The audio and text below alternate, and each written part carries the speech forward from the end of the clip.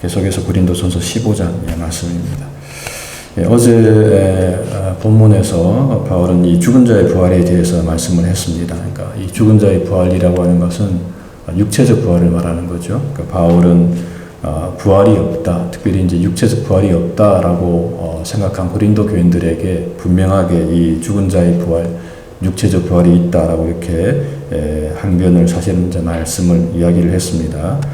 그리고 오늘 본문에서 이제 그 부활의 첫 열매로 이제 바로 그 예수님께서 그 부활의 첫 열매가 되실 것이다라고 이렇게 말씀을 하고 있습니다. 그러나 이제 그리스도께서 죽은 자 가운데서 다시 살아나사 잠자는 자들의 첫 열매가 되셨도다라고 이렇게 말씀합니다. 이제 여기서 첫 열매가 되셨다라고 하는 것은 이제 예수님께서 처음으로 부활하셨으므로 그러므로 나중에 이제 모든 사람들도, 그러니까 그리스도를 믿는 모든 사람들도 나중에 이제 부활할 것임을 오늘 본문에서 바울이 말씀을 하고 있습니다. 22절에서 아담 안에서 모든 사람이 죽은 것 같이 그리스도 안에서 모든 사람이 삶을 얻으리라. 이 부활의 이 영생을 삶을 얻을 것이다라고 이렇게 바울이 말씀을 하고 있습니다. 그러니까 이런 면에서 이제 부활은 계속해서 바울은 계속해서 이 부활이 있을 것임을 고린도 교인들에게 이제 말씀을 하고 있습니다. 하지만 이제 오늘 본문에서 바울은 이렇게 이야기합니다. 부활의 순서가 있을 것이다 라고 말하는데 23절에서 그러나 각각 자기 차례대로 되리니 먼저는 첫 열매인 그리스도고 그 다음에는 그가 강림하실 때에 그리스도에게 속한 자다라고 이렇게 말씀을 하고 있습니다.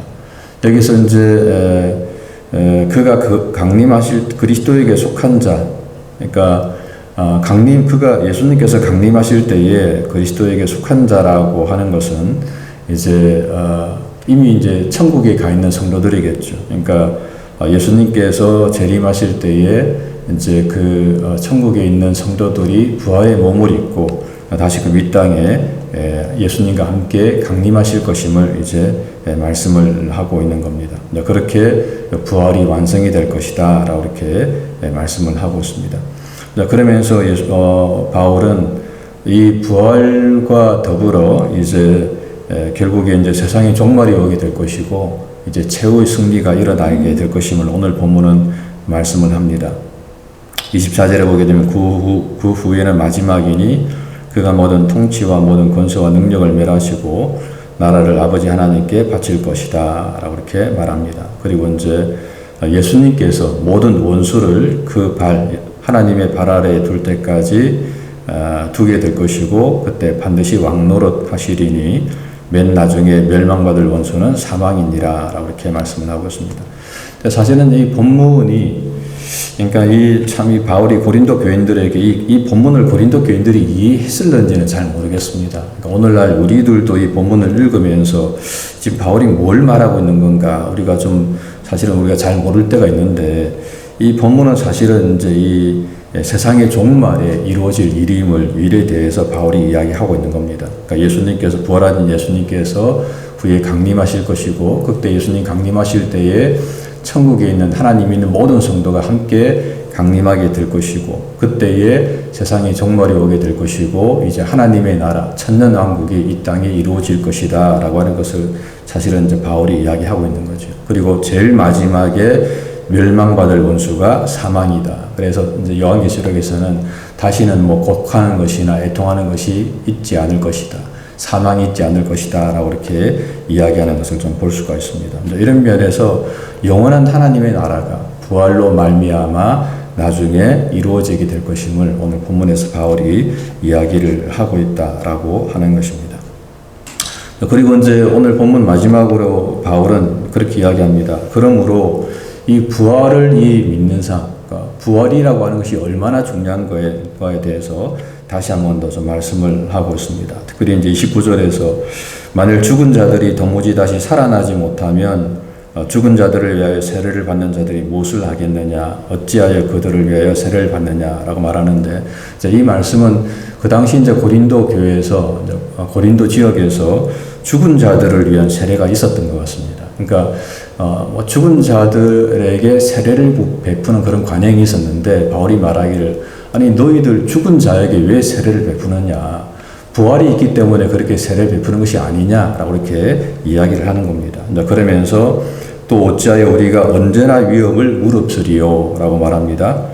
31절에 형제들아 내가 그리스도 예수 우리 주 안에서 가진 바 너에게 대한 나의 자랑을 두고 단언하노니 나는 날마다 죽노라 라고 바울이 이야기합니다. 그러면서 에베소에서 맹수와 더불어 싸웠던 이야기도 하면서 그렇다면 내가 왜 그런 일을 했겠냐, 내가 왜 이 맹수 앞에까지 내가 끌고 내 삶이 이렇게 끌려갔겠느냐 라고 바울이 이야기하는 거죠. 그러니까 바울이 그토록 자신이 정말 이 복음을 위해서 헌신한 이유가 뭐냐? 그것은 바로 사실은 부활이 있기 때문에 내가 그것을 바라보면서 이렇게 나에게 주어진 사역을 감당했다라고 하는 것입니다. 만약에 부활이 없다면 뭐 내일 죽을 터이니 우리가 먹고 마시자 할 것이지 왜 우리가 이렇게 정말 주님의 그 부활을 바라보면서 우리가 이 땅에서 믿음으로 살아가겠느냐라고 이렇게 이야기를 하는 겁니다. 그러면서 마지막으로 33절에서 속지 말라.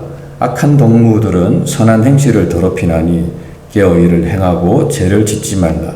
하나님을 알지 못하는 자가 있기로 내가 너희를 부끄럽게 하기 위하여 말하노라 라고 이렇게 말씀하는 바울의 이 말씀을 우리가 볼 수가 있습니다. 여러분 그렇습니다. 만약에 부활이 없다면 엊그제 우리가 봤던 것처럼 사실은 그리스도, 그러니까 하나님을 믿는 성도들이 세상에서 가장 불쌍한 사람이라고 이야기할 수가 있습니다. 아니 부활이 없는데 그냥 죽고 나면 끝인데 우리가 왜 이 땅에서 사실은 교회 다니고 뭐 주를 헌신하고 또 이렇게 정말 세상 사람들 다 하는 그런 쾌락들, 즐거움들 우리가 다 그런 것들을 멀리하면서 이 땅에서 정말 경건하고 거룩하게 살려고 우리가 노력을 하겠습니까? 만약에 부활이 없고 그것으로 끝이 난다면 우리가 사실은 이렇게 살 의미가 필요가 없다라고 하는 것입니다. 그런 면에서 바울은 만약에 부활이 없다면 정말 우리가 정말 세상에서 가장 불쌍한 자다라고 이렇게 이야기했는데 오늘 우리가 이 말씀 좀 우리가 잘 묵상하면서 그 부활이 있기 때문에 오늘도 우리가 주님 안에서 정말 하나님 앞에서 바르게 살려고 노력하는 우리의 모습을 볼 수가 있다라고 하는 것입니다. 그래서 오늘 본문의 말씀처럼 정말 깨어서 의를 행하고 죄를 짓지 말고 하나님 앞에서 오늘도 정직하고 진실하게 바르게 살아가는 저와 여러분들의 삶이 되시기를 주님의 이름으로 간절히 부탁을 드립니다.